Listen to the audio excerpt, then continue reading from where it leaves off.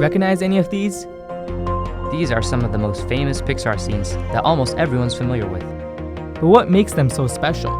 We sat down with Iman Abdulrazak, who's the lighting technical director at Pixar. I still remember that first moment whenever the Pixar recruiter reached out to me.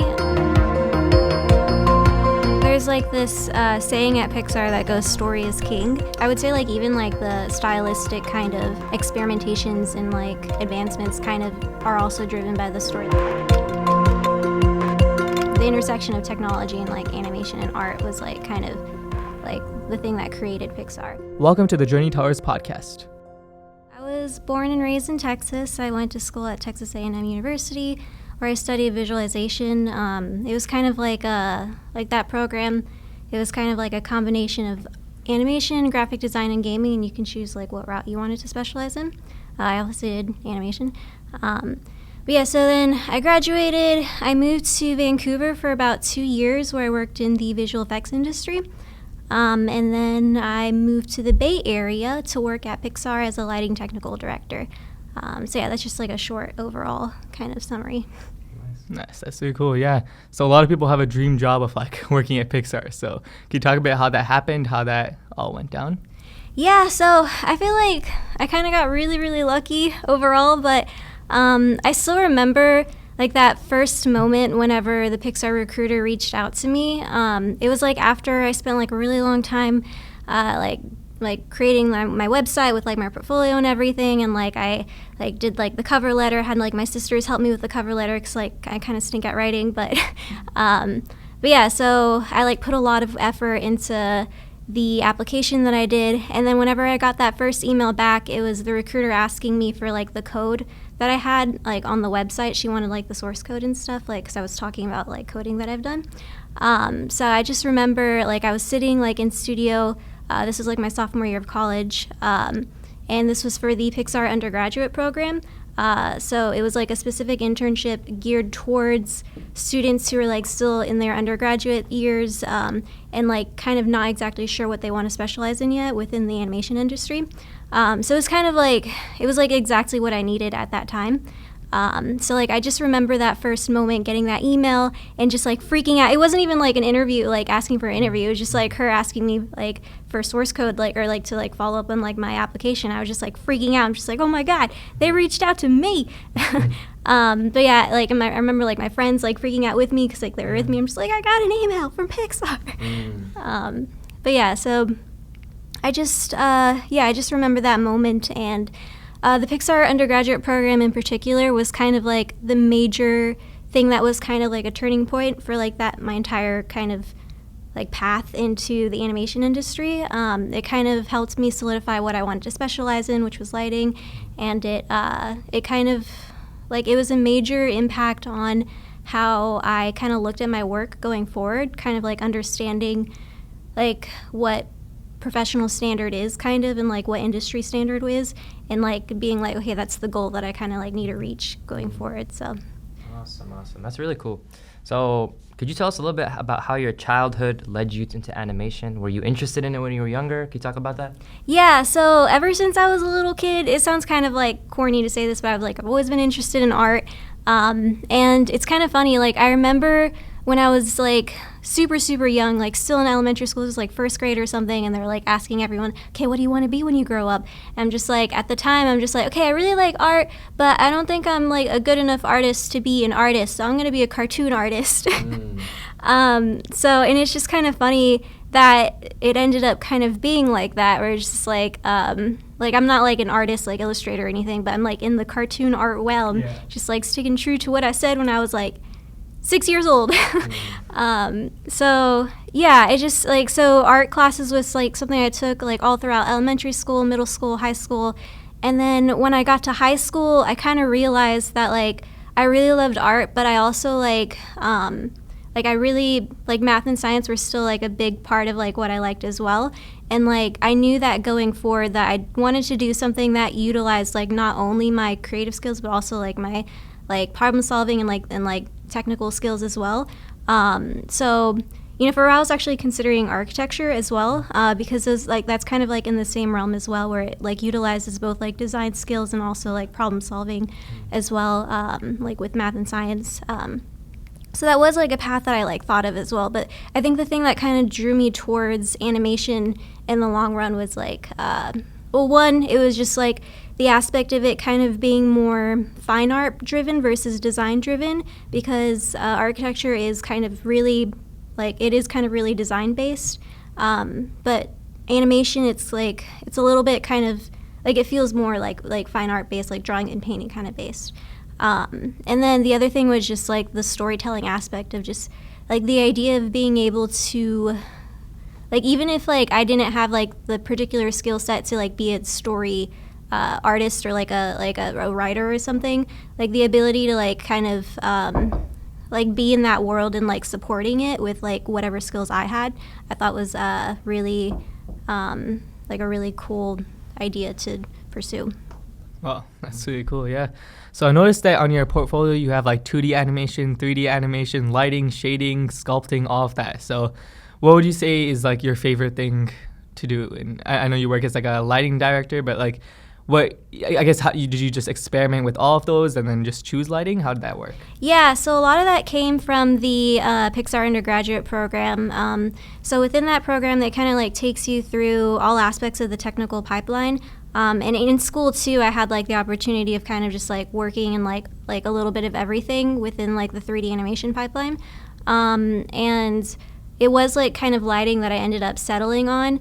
I also really like set dressing too, but I ended up doing lighting. But I think one of the big aspects that kind of drew me to lighting was just like how closely it was tied to kind of like color and like shading, or like not shade, but like shaping stuff, that it kind of felt like when you're lighting, you're like almost painting.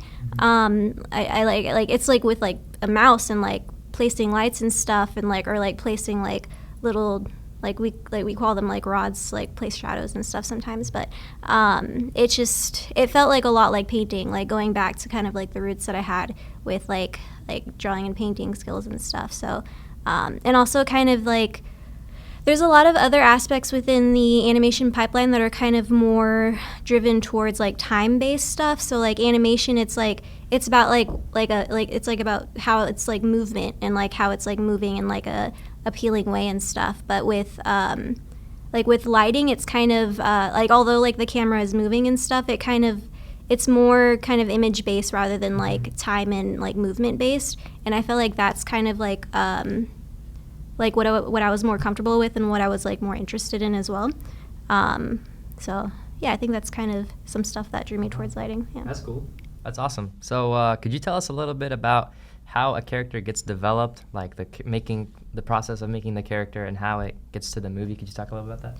Yeah, so I can talk a little bit about like the overarching kind of animation pipeline. So it all starts with the director like having an idea. And like this is how it works at Pixar at least. So like they have they have an idea and they pitch it to we have like a brain trust at Pixar, and like our creative like heads at Pixar. So like they pitch it, like they get feedback. They're just like, this is a cool idea. We love the heart of it, but we want to kind of change like the world around it, like the setting kind of stuff. So like they'll get like a few notes sometimes, and then like it'll be developed like to a pitch where they get the green light for it. And then like we have this thing called like the marble drop, and that's when it's like the go ahead to like start production. The marble drop is like whenever they set like the release date pretty much, and it's like 3-4 years off. But yeah, so that's kind of like the very beginning of it, and then they get started on like scripts and storyboarding. And then from then they start doing art as well, to kind of like the artists kind of just present like drawings and paintings of like what this world might look like, what the characters would look like. Everything is kind of first mapped out through like the art department, and then once we get to the 3D production side, it's kind of based off of the storyboarding and the art. So the 3D production has layout, it starts off with assets. So assets create the characters, they create the sets, and that's all kind of like derived from like what the art is, like what art has given, and like there's also like a feedback loop with like the art director and the director and stuff. Sometimes like stuff gets like tweaked and changed and stuff.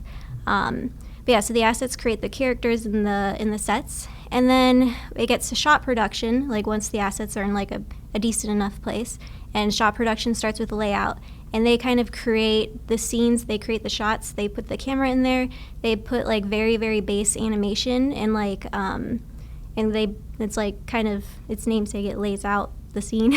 And then yeah, animation gets in there, they do their thing. There's other departments like crowd, sim, effects, that like are kind of like shot dependent.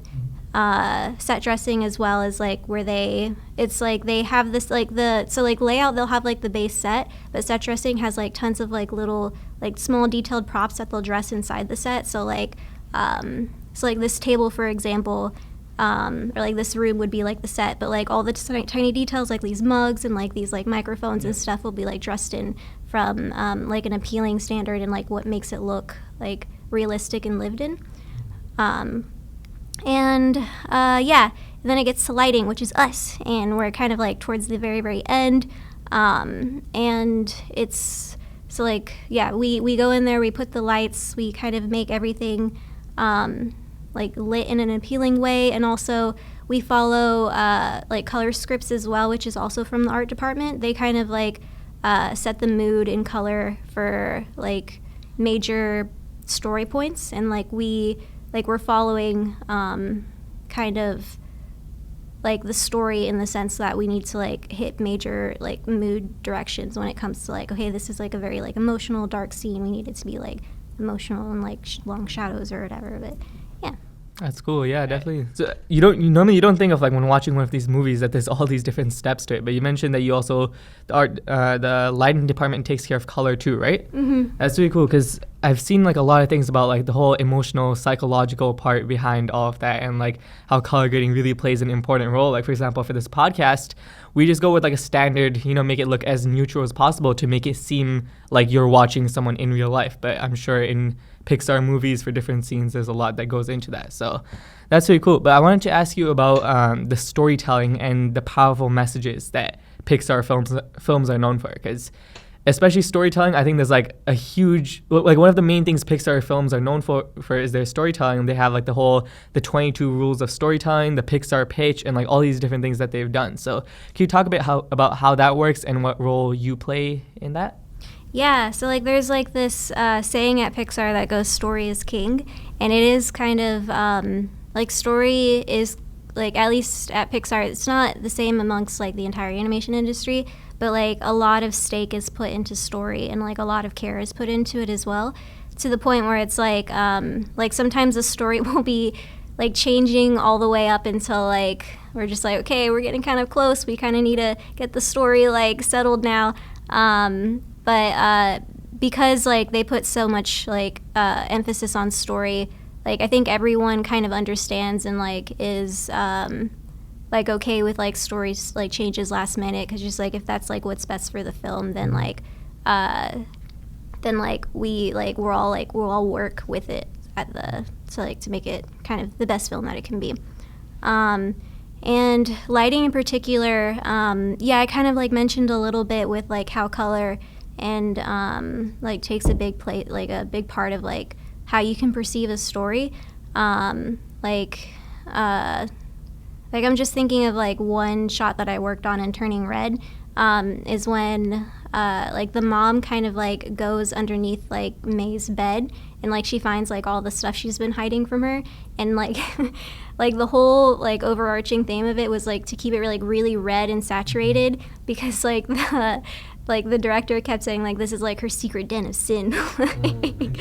Yeah, it was just it's just like so funny how like we'll get notes that actually kind of like tied directly back to the story and like how like the audience should be feeling when they're watching it.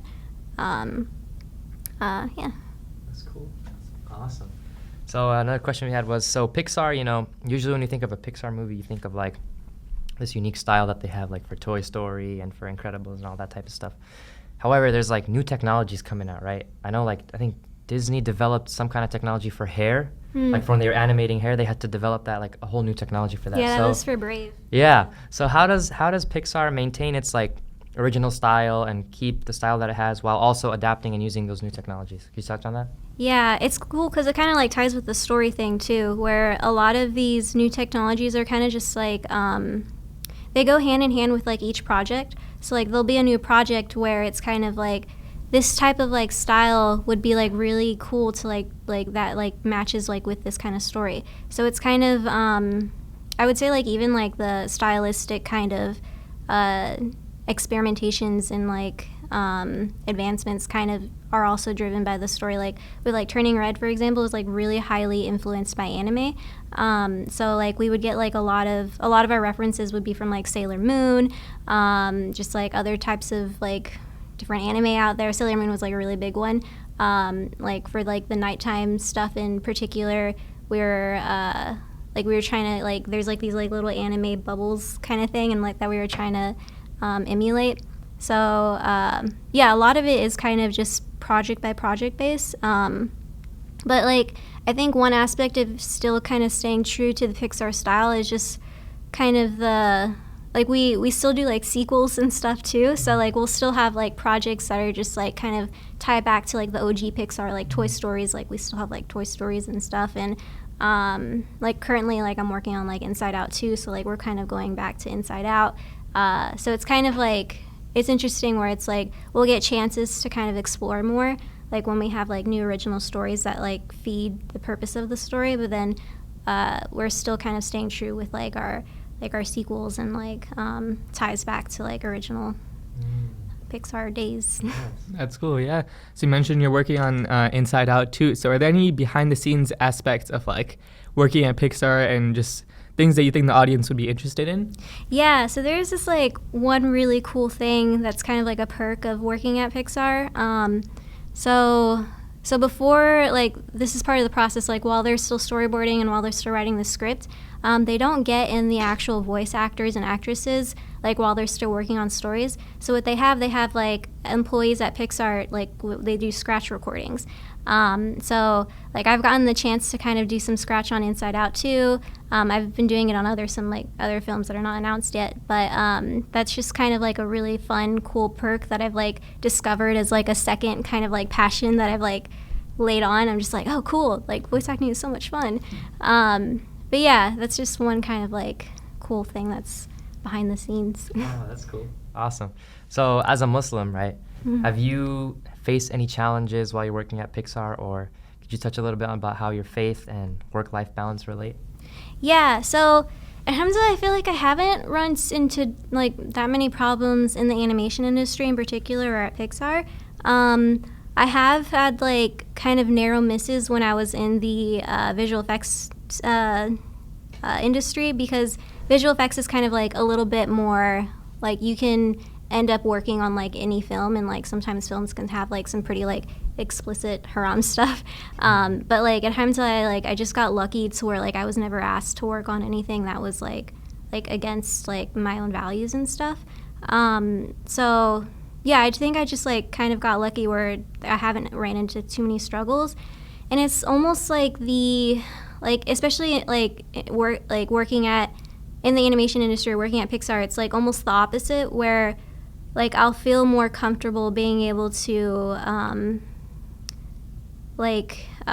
of like express like whatever I like for like prayer, for example. Like I didn't have any like issues. I would just like went up to like the wellness person and just like, where can I pray?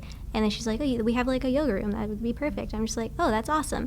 So because it's kind of like the studio kind of puts a lot of emphasis on diversity and inclusion and stuff, and particularly like because like we work in story, there's like a big emphasis on like making sure that like different people of like from different religions, different backgrounds and stuff, they all kind of feel welcome and like have like a say in the like in the storytelling process. So we also have studio resource groups. So that's kind of part of like the diversity and inclusion initiative.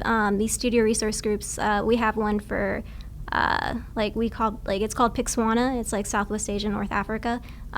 So we're kind of like a resource anytime they have questions like on any characters in particular. Like we got some questions like with hijabi characters, background characters, just like, is this like kind of the correct, is this how it should be looking, or like do you guys have any feedback? It's yeah, so it's kind of if anything, it's kind of like more like rewarding working in the animation industry. That's really cool. Alhamdulillah. So religion hasn't been a challenge for you. That's really cool. But have there been any challenges that you have faced throughout like working at Pixar and even your early life, your journey? Like what were some challenges that you faced that? Yeah, so this was like I'm really like the experience that I had as a like being in the Pixar undergraduate program, like I was like really grateful for that experience, but that also came like with like some of like the biggest challenges I kind of faced in terms of just like self-worth kind of stuff, where it's just like I don't know if like I'm good enough to like join these people. And there was like a lot of moments where I kind of like had like a lot of issues like with like feeling like I didn't like belong like in terms of like my skill set and stuff. So but like I think like probably like the biggest thing that I learned while I was there is kind of just understanding that like even if like you feel like you're not where you're at, like where you want to be currently, it's like everything's kind of just like a learning process. And I took that experience as like, rather than kind of like feeling frustrated that like I'm not good enough compared to all these other people, it's just like I kind of saw it as like an opportunity to learn from everyone else instead, and like see it as like an opportunity to grow from. So yeah, that's kind of that's like one kind of like challenge that I faced, and I've been trying to like it's like a constant learning process that I try to keep in mind. MashaAllah, that's awesome. So a question I had, so Elemental, right? Yeah. That's the new upcoming, or it came out, right? Yeah, it came out this Elemental. weekend. So could you talk a little bit about what makes that film unique and what audiences can look forward to when they watch it? Yeah, I really liked it. I didn't work on it, and so like the first time I watched it, it was like during like our like we have like like film rap parties and like with like a screening and stuff, and so like that was the first time I watched it, and I was just like surprised by like how much I like ended up loving it. But like one kind of cool thing that like I thought was pretty unique to that film, so like one of my coworkers in the lighting department, she was saying that the director Peter Sohn, he was like really like he wanted to hear like people's experiences. So let me back up a little bit. So like the film is kind of centered around like there's a couple of main themes. One theme is about how like Peter Sohn, he just like he saw it as like an opportunity like to think about his immigrant parents and like how much they sacrificed for him, and like how you like deal with like those kind of like almost like the weight of feeling like how can I give back to like my parents. And then it's also like there's also like it's like a rom-com thing, so like there's like an interracial relationship. So that's like what it kind of ties back to. But so like what he asked like people in the studio is just like, okay, I want people to come to me with like their stories from like immigrant like parents, and also interracial relationships and like how that plays, and just like hear about different stories like throughout the studio. And one of my coworkers, she was saying like how like she told her story about like how like she had like a interracial marriage, and like she was talking about like whenever like the story that she told, actually she can like see it directly related on screen and like how the story played out. And I just thought that was really, really cool how he like took the time to hear from different people's stories and like took that into account into like the movie. Nice. That's really cool, yeah. So I wanted to ask you, you know how we mentioned that there's been a lot of rise in technology, and whenever we talked about how Pixar has kept its iconic style.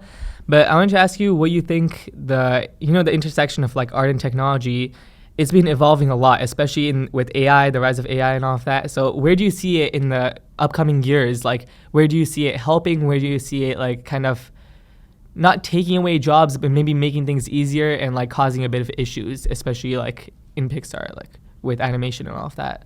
Yeah. So it's kind of interesting because like Pixar is kind of like in particular has kind of been like the history that it has with it. It was kind of like at the forefront. It used to be like in the like whenever it first started, it started as like off as like a hardware company, and then like they like selling hardware, and like they like it was like the intersection of technology and like animation and art was like kind of like the thing that created Pixar. So it's kind of interesting kind of seeing how like this technology has evolved, and like different questions, and like how we can like use it and stuff. With AR in particular, I feel like one really cool thing, I like, there's like this thing where you could just you can type in like whatever you want to see, and like AI will like spit out an image. And I feel like that like for example, like that could be like really cool reference, like whenever we're doing like we have like these daily walkthroughs for like our department, like where we're getting feedback on like the work that we're doing, like daily work. And so sometimes like our supervisor, like the director of photography, or like the animation supervisor will give a note, or but like, and I feel like it could just be like an easy thing where you just like type in like an AI thing, just like where instead of like trying to describe exactly what you want, you could just type it into AI and be like, hey, this is like what I'm thinking for like this direction of this shot. So I feel like it could be like a really cool resource. In terms of challenges, I don't know, like I haven't seen anything in particular where like AI has like made an animated thing yet. Like I feel like I've seen like stuff where they take like a compilation of different images and it kind of plays together. But yeah, I don't like I don't see it as like a threatening thing. I just feel like it's kind of like a cool resource. Yeah. Nice. That's cool. So you have a positive like outlook on AI. That's interesting. So I wanted to ask you something that came to mind. You mentioned like the director of photography. So how is the roles in Pixar different from, let's say, like an actual movie studio? You know, you have these like terms and stuff, but how do they differ from like a real movie studio? Yeah. So it's interesting. I think so like for a film, like a live action film, they'll usually have a director of photography, and it's just like one director of photography. But like one thing that's different with animation, or like with Pixar, they have two directors of photography. One is for camera, one is for lighting. So that's one difference. And there is like I haven't worked in actual like film live action. I've worked in visual effects. But like I've heard I kind of just like recently heard some like hearing from like there's like an intern who I was talking with like last summer who like worked in like live action a little bit, and like he was interested in lighting, and I was just like hearing from him like how so much is like tied to the animation, like what we like there's gaffers, like we have like a gaffer is kind of like a technical term that we have like in like our 3D software, where it's just like each like little like lighting adjustment we do is like with the gaffer node. But like in live action, a gaffer is like actually someone who like moves the lights. They're like a person. So it's just like there's so many terms that like tie back to live action that we kind of just like stolen and just like used for ourselves. But yeah, it's like I just remember like hearing all the different live action terms and like how different it is, but also the same, because it's like it's so much like more physical labor in live action, but like in 3D we just like click buttons and it's all good. All right, rapid fire. Okay. Favorite Pixar film? All right, I don't have one favorite Pixar film. I have the top three. It's Inside Out, Coco, and WALL-E. Those are my top three. Okay. I can't choose between those three. Nice. Can't make me. What's the favorite Pixar scene you've actually worked on?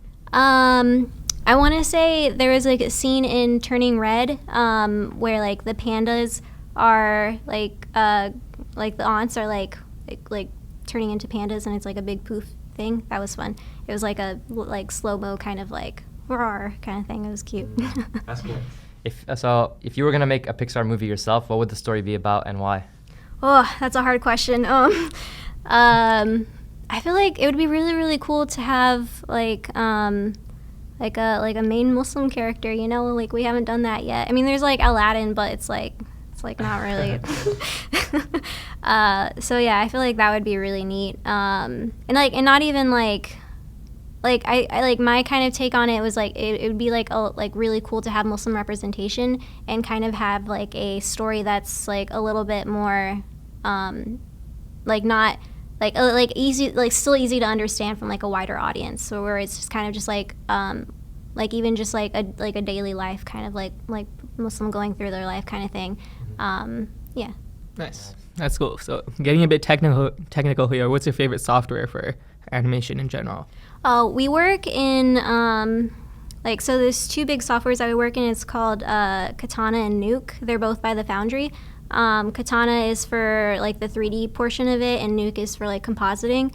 I really like Nuke. It's like a really fast way to like iterate on stuff because like you don't have to like wait too long for renders and stuff, and like it's all node based, so it's kind of just like a lot. Like I find like the like figuring out like how to like the process of like figuring out how to like get things like to look the way you want it to look with like the nodes kind of just like a fun little puzzle sometimes. So. I just thought of one. So you know how Pixar sometimes they hide like little like Easter eggs. Yeah. Like what's your favorite like Easter egg? Oh, there's so many. One of the shots I actually worked on, I didn't even notice there was an Easter egg until like later on. There was like a Pizza Planet truck in like in one of the shots that I was working on. I'm just like, oh my god, I'm working on an Easter egg shot. But yeah, there's a lot. I think the Pizza Planet truck is probably one of my favorites. There's like a Pizza Planet truck in like almost all the films, but like the shot that I worked on was in Turning Red when May is like running through the streets. She like runs past like a Pizza Planet truck. So. That's cool. Yeah. So not really rapid fire, but can you share any like upcoming projects that or any cool things that Pixar is working on? Obviously, without giving away too much information that you'd be willing to share. Yeah. So like I can kind of like share the stuff that's already been like announced. So like I'm working on Inside Out 2. Elio's coming out after Elemental. So I also worked on this show that's coming out on Disney Plus called Win or Lose. So that's like it's going to be like the first like long series show that Pixar has done. So that was pretty fun. And then Toy Story 5 got announced too, which was kind of funny, but that's like way far out. It's just funny that they announced it because it's like still far out. But yeah, that's what I can say. Nice, that's cool. So are there any challenges in your life or any experiences that you went through that, for example, changed you as a person or changed your direction? I would say like maybe like one big challenge that I've kind of had was like the kind of like grabbing on the idea that it's like okay to like stumble and like make mistakes as like you go along with life kind of thing. I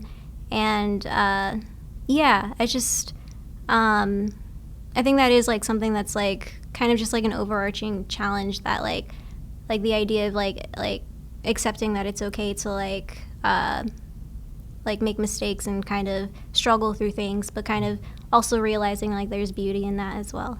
Nice. That's awesome. That's really cool. So again, not really rapid fire, but is there any story, like funny story that comes to your mind, or just any interesting quick short story that comes to your mind from your working at Pixar all those years? There's fun stories with like the scratch recording stuff that I've done. There's been like a few villain characters where where you kind of have to like yell and scream, and that's just like it's just like such a stress reliever. But at this it's just kind of like funny to kind of like act like a villain sometimes. And then like I got one comment one time afterwards. She's like, "Yeah, your voice is like so great for it. It's like so unhinged." And I'm just like, "Thanks." Yeah. Nice.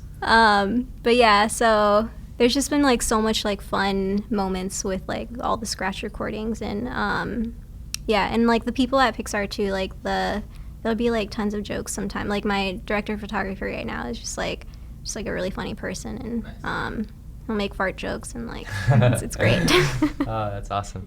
So looking forward, where do you see yourself in 5 years from now? I'm probably gonna keep doing what I'm doing, just like because I do like where I am at Pixar and stuff, and I am I'm currently kind of like on like I'm kind of being mentored right now to like for like a leadership position, so like maybe down the line I might see myself like being in like a lead position. But yeah, other than that, I want to stay where I am because I like it. Nice. That's cool, yeah. So let's say there's someone who's interested in going into the animation industry. What would you recommend to them? What would be like the main points you would tell them? looking at other people's work, I think, is really, really helpful. I think that was kind of like one of the biggest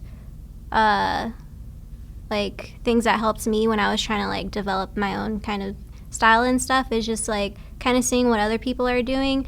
And like it's kind of funny, like art, like people say like art, you have to be like creative and unique, but I feel like so much of art is just like taking what other people are doing and just kind of like doing like making it your own thing. But it's also helpful with like technical skills too, because like if you like look online, there's like a lot of people who like will put breakdowns of like what they're doing. That's such like a helpful, like useful like thing to learn from other people, just like seeing how they've done it, and like yeah, just like learning from other people. So Nice. That's really cool. So if there was, in a few words, any listener or audience member watching today, if you could give them some points or key takeaways that they could take away from this podcast, what would they be? Yeah, so kind of like really being into storytelling as a like in general as a person. One thing that I kind of like one thing that I'm kind of like reflected on one time, I was going through like a difficult time, and then like afterwards I looked back on it, I'm just like, you know what, that would make such like a funny, like fun story, or like a cool dramedy kind of thing. And it's just kind of like realizing that like Allah is like the best of like all storytellers. And then I think a lot of times like whenever like you're hyper focused on like a particular situation or like struggle, I feel like it's just like so helpful, like even if you can't in the moment, but just to like take a step back and like look at it from a bigger picture, and kind of realizing that like the overarching picture is like beautiful and like something you can really appreciate.